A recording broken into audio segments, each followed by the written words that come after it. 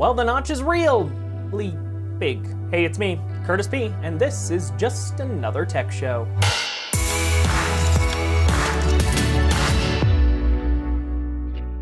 Starting the show off with the biggest news of the week here, Tuesday was a big day for Google as the company hosted its big Pixel event to show off the Pixel phones, the brand new Pixel Slate, and the Google Home Hub. So starting off, let's talk about that brand new Google Pixel 3 and 3 XL. Overall, it looks like the leaks were true here. The new Pixel 3 phone has a 5.5-inch display, and the 3 XL has that 6.3-inch display with notch. They both have a single rear camera with a brand new dual front camera with wide-angle lens. The new camera also has features like high-resolution zoom, which uses machine learning to actually do better digital zooming.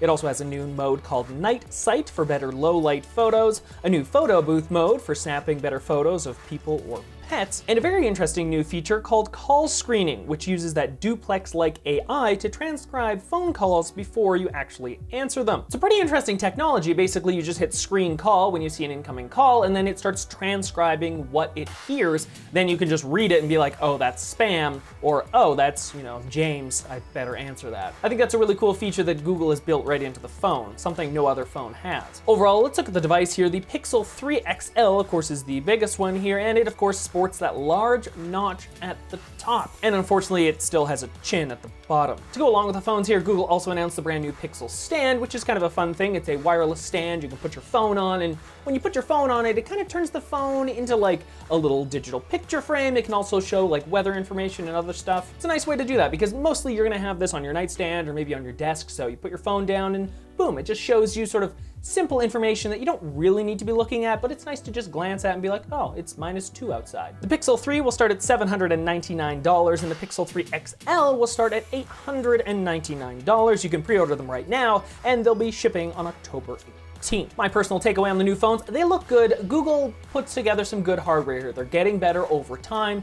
The one thing I don't like, that notch on the XL looks bad. As someone who's been using the iPhone X since it was released, I got used to the notch. I get it, it's there, but the notch on the iPhone is way smaller than the one on this brand new Pixel. So it'll be yet to be seen if people are actually annoyed with the notch, or if, like the iPhone, you just kind of get used to it being there and you just ignore it. There's the two ways it can go. You're annoyed by it being there, or you just get used to it. The one thing though that I am gonna point a finger at is that bottom chin. I don't understand, if you've got the notch at the top, why do you need the chin at the bottom? And if you're gonna put a chin, just put the same size at the top, like what Samsung is doing. They have it evenly spaced on both sides. Like, it seems like that's an easy thing to do, but apparently not. So maybe something to look into for the future. And again, Google is making some great strides with their camera here, best in class. Overall, that's what all the reviews are saying. I've never used one, but the photos I've seen coming out of it, they look really nice. So again, we'll have to wait for reviews to actually see how the camera holds up on this new phone. And to end it all off, if you want a clean Android experience and with updates coming out regularly,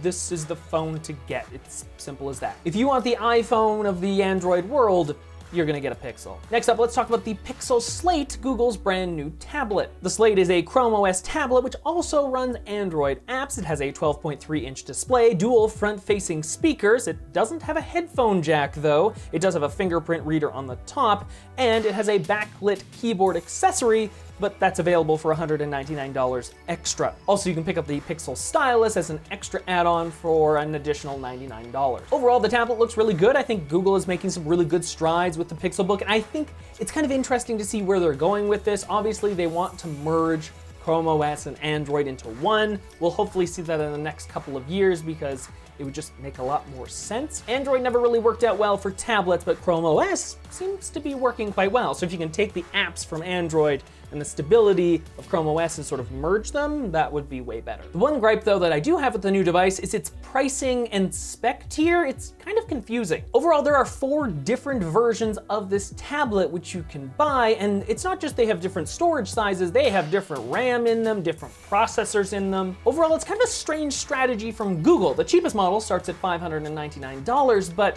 looking at the spec list, I don't think you'd want to buy that one. You're probably going to want to buy one a little bit higher on the food chain so it doesn't get slow after a couple of months. Now, so far, Google hasn't announced any release date for this product. They just say it's coming in the near future. And the last big announcement at the event was the Google Home Hub, a fun new screen-based Google Home device. The new smart display integrates with Google Photos and has a visual version of the Google Assistant built inside. So you can watch YouTube videos on it, but you can also control your smart home devices. Now, it doesn't contain a camera unlike other smart home devices, which is pretty interesting. You can pre-order the device today for $149, and it will be shipping on October the 22nd. Overall, I think Google did a pretty good job with this because the one big thing that I do want to point out, it doesn't have a camera on the front of it, which is great. A lot of the other sort of Echo shows and all that other stuff, they have a camera on the front, and I don't understand why. Like, I get it, they put it on there because you're supposed to do like video conferencing with this little tablet, but you know what? I have a phone, I have a tablet already. I'll do FaceTime or Google Hangouts or whatever on those. I don't need this other thing in my house just for that. It's kind of like the mindset of having a physical phone in your house still, like the house phone. It just doesn't make any sense, right? Like, because we all have one in our pocket with us all the time. So just ditching that camera alone is like a great upsell because let alone, I'm not gonna use that feature for like video conferencing, but also the privacy aspect, you don't even have to worry about it. It doesn't even have a camera, so it can't even look at you. It can listen to you, but it can't look at you. And to go along with that, also, of course, you can control all of your Google Home devices, which is really nice. That's a nice feature, right? Like a central control tablet for all of your lights and everything else that you may have in your house that are smart home enabled. And then of course the little piece de resistance at the very end is of course the fact that it can show off Google Photos, which is kind of a nice integrated feature, right? When this display is not really being used, why not use it as a digital picture frame? Especially considering a lot of people are already uploading all of their photos into Google Photos because of course it's free. I'm one of those people, I love using Google Photos, it just works better in my world. So the idea that this little picture frame can just show albums or people that I select, you know, just automatically, it just sort of does it. That's cool, I like that idea. I kind of wish they would make one for the wall, right? Like a big version just for the wall. Maybe in the future, like a big Google TV. So overall, those are my thoughts on the brand new Google devices announced at this event. Let me know in the comment section down below what you think. What are your thoughts on all the things I sort of just ran over? I'd love to hear from you. Yeah, down below. So jumping from Google into Razer, the company also announced their new phone this week, the new Razer Phone 2. This is the second generation of their new smartphone. It looks identical to last year's model, besides the back, which is now fully glass, allowing for wireless charging. And of course, they also changed the location of the cameras on the back, and they made that back logo RGB. The phone is now also waterproof, which is really nice. It has a Snapdragon 845 chip on the inside with 8 GB of RAM. It also supports faster LTE data transfer, and it has 64 gigs of internal storage with a 4,000 milliamp battery. That's a lot of specs just sort of firing at you right there, but if you care about them, it's great. If you don't care about them, just know that it's a good phone overall. The downside here, though, is it does only support Android 8.1 at launch, which is annoying. Apparently, Android Pie will be coming as a free software update in the future, but who knows when that will be. Going along with the new phone here to support wireless charging, they also announced a brand new Chroma wireless charging stand for an additional $99, which is nice. Overall, the phone comes in at $799 unlocked, but the shipping date is still unknown. My thoughts on this device, it looks good, it's a nice phone, right? The Razer phone is, if you want like a spec-heavy phone, this is a good one to go for, though the processor is kind of outdated and will be probably outdated by the time this thing ships. But the 120 frame per second refresh rate screen is awesome. It's, you know, industry leading at this current point. The downside, though, they also have ditched that headphone jack. So, you know, they sort of followed on that train of getting rid of the headphone jack for some unknown reason. I just doesn't make any sense to me. So talking about Google, then Razer, let's talk about Apple here because iOS 12 came out a little while ago, but already Apple has announced that iOS 12 is the fastest adopted iOS version in the most recent years. At this current time, Apple is reporting 50% of devices capable of running iOS 12 have been updated to do so. That's just 23 days after the public release. Now, iOS 11 didn't hit 50% until about 48 days after launch. So that's great. iOS 12 is already outpacing iOS 11 in adoption rates, and not to poke at the bear here, but you know, Android with Pie, Wonder when they'll hit 50%. Keeping with the Apple-related news, here's some interesting rumors have started to swirl around Apple's new original TV properties. It appears that Apple's upcoming original video content may be available for free on all Apple devices in the near future. The shows would actually be offered for free alongside a subscription for other streaming services like HBO Now or Starz, all within the TV app. Think of it very similar to the way Amazon Prime channels works, right? You pay for Amazon Prime and you get all the free Prime content, but then you could also pay additionally for subscription content within there. Keeping in mind, this is just my opinion here, but I have a feeling that Apple will launch with all of their content being free, and then in the future, once they get a lot of content, they'll package that up into their own streaming service that you'll have to pay for. They might even bundle it with Apple Music, which would be nice, right? If you have Apple Music and Apple TV, we'll call it. Maybe you get a discount, right? Maybe they don't both cost $10. Maybe it's only like $15 for both of them together. Again, that's my speculation. I have no data to sort of back that up. It's just me. But overall, it'll be interesting to see if people are actually interested in Apple's content, right? It'll be right on your device, right? As long as you have an Apple TV, iPhone, iPad, all that fun stuff. I guess the Mac doesn't have it, which is kind of annoying, but whatever. Maybe they'll just release a TV app for the Mac, which would be interesting. But yeah, it could work out well for Apple. All of the devices already support this. It's there. You just have to click play. It's perfect. As long as they don't start like auto-downloading the TV shows onto your device, because we already saw what happened with that U2 album. People don't like it when you put shit on their phones. So don't do that again, Apple. Next up into the world of Facebook, as the company saw everyone else making these fun, cool home devices and was like, we can do that too. Even though I don't think anyone wants this, but here it is, the Facebook Portal. The company has announced their very own video chat smart home speaker called the Portal. It comes in two different sizes, a 10-inch version and a whopping 15-inch device. One will sell for $199 and the large version $349. That's a lot of money for a Facebook display in your house. Keeping in mind it does have a camera, so Facebook camera in your house. I think they should be paying me $300 to put it in my house, but that's just, I'll get back to the actual information. The device also supports Amazon Alexa built right into it, but the funny thing here is the product was originally supposed to be released back in March, but of course all that Cambridge Analytica stuff sort of came up, so the company pushed it back to now, even though Facebook is currently going through another sort of scandal, so that's interesting. Overall, my opinion here, I think this is a product that is dead on arrival. I don't understand why people would buy a little screen for in their house where they can do video conferencing. It just doesn't make any, like, just buy a tablet, just buy an iPad, you can buy an Android tablet or something, just leave it in the kitchen. Leave the lightning cable literally plugged into it, it doesn't matter. And then when you want to, you can unplug it and walk around the house with it. Keeping in mind also you don't have, you know, Facebook in your house in a physical form with a camera. So yeah. Let me know in the comment section down below. What do you think? Do you want a Facebook smart display in your house? It just, to me, makes no sense, and I just can't see them selling it. Also, it's very expensive. I would just go get that Google Home Hub. Next up, Boston Dynamic released a fun new video showing off their robots and why someday they will probably kill us all. The new short video shows off the new Atlas robot taking up parkour, apparently. Jumping over a log here, and you can also see it jumping up 3 platforms in a pretty fast stride. Something that when I look at, I'm like, I don't even think I can do that. Is that the future, right? In a couple of years, we need like to have like races, like robot versus human.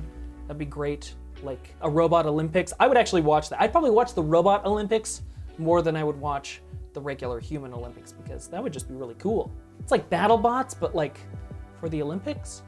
Yeah, I'd like that. Or we take like, and then the winner of the robot Olympics versus the winners at the human Olympics, and it's like a face-off, probably for like a year, and then the robots would just be gone because robots. Anyway, cool video, I just wanted to show it off, and there you go, that was the thing I showed you. Okay, let's move on. A little bit of news coming out early this morning. It appears Samsung is still working on that folding smartphone, stating in an interview on CNET that the device would be a phone that could fold out to the size of a tablet, complete with multitasking, similar to this concept I'm showing here that the company released back in 2014. Overall, Samsung might announce this entire thing at their developer conference on November 7th. It'll be interesting to see if Samsung actually shows it off. They might show it off and then the release date might not be for like a couple of months, but really I think this is the future, right? The idea that you can have a folding device that's sort of the size of a phone in your pocket, and you look at it and you're like, oh yes, that's a phone, but then you can flip it open and be like, it's a bigger tablet, right? Because sometimes you want the bigger screen, right? To be able to do stuff, side-by-side applications, that would be great, but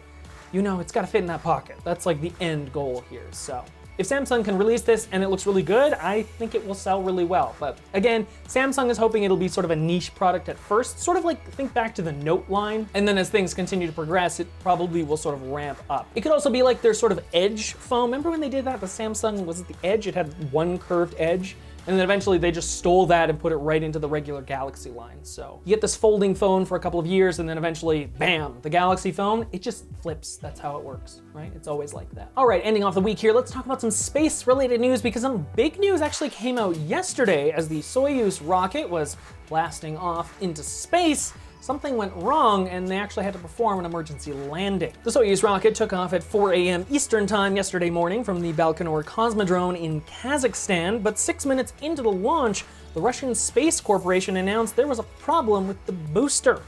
Now, it appears that there was an issue with the side boosters actually separating, which can be seen in this live video feed. So you see there, that's how the boosters separated in yesterday's launch, but let's compare that with a previous flight where you can actually see the booster separation appears to be much smoother. You can even see here in the live video feed from the capsule that it's notably shaky right after the booster separation. This failure prompted the crew to make a ballistic re-entry into the Earth's atmosphere. Now, this doesn't happen that often, but of course it's here in case of safety precautions, right? If something like this happens, there's a safety precaution to sort of abort all takeoff and you sort of land back on Earth. The issue here though is the crew is subjected to some very high G-forces. Usually they experience about 4 Gs when they re-enter the Earth's atmosphere, but in this sort of maneuver, they can reach up to 8 Gs. Now, luckily after everything happened, they landed back on Earth and they were recovered, which is great. Everyone safe and sound. You know, best case scenario here. Overall, the Russian State Corporation has actually begun an investigation, of course, into the failure here, but an interesting thing, this is the second issue the Soyuz has had recently. Back in August, it was actually discovered there was a hole drilled into the side of the ship, which was of course concerning. The other issue here is NASA's in a little bit of a pickle because with the Soyuz out of commission for the current time until they figure out what's going on, there is no way to get crew up to the International Space Station. Keeping in mind, there is still a crew on the International Space Station right now, so that's kind of interesting. The thing to note though, they do have enough supplies and everything to last up in space for much longer, which is good. The issue though is with the current Soyuz capsule up in space, because what they do is they always leave a Soyuz attached to the International Space Station in the event that they need to do an emergency evacuation, right? They can all get in the Soyuz and basically use it as an escape pod back to Earth. The issue is that the Soyuz capsules can only stay in space for about 200 days before they are sort of their end of life, right? Like they're still fine, but you know, it's a little bit of a danger zone to sort of fly in them. They definitely should be brought back to the Earth and then a new one should be shipped up there. So what this basically means is the crew might be forced to actually leave the International Space Station because they gotta take the ship back home, and it would mean the ISS is actually unmanned for the first time. It would be floating around in space, completely uninhabited, until we can actually send another ship up there. Keeping in mind, of course, US companies like SpaceX and Boeing are also working on crewed vehicles to go up to the International Space Station, but those won't start launching until next year, and even that's a little sort of early. It could be sort of middle of next year, maybe even late next year. So overall, the space community is a little bit antsy right now because with the Soyuz out of commission, we have really no way of going to space. Well, there we go. That is a quick look inside the world of tech this week. If you enjoyed the show, make sure you hit that like button and of course subscribe to the channel. More videos like this are coming out every single week. And if you have a topic you want me to talk about, you can of course tweet it at me. I'm Paradis. Hopefully you have yourself a great weekend and I'll see you right back here next Friday.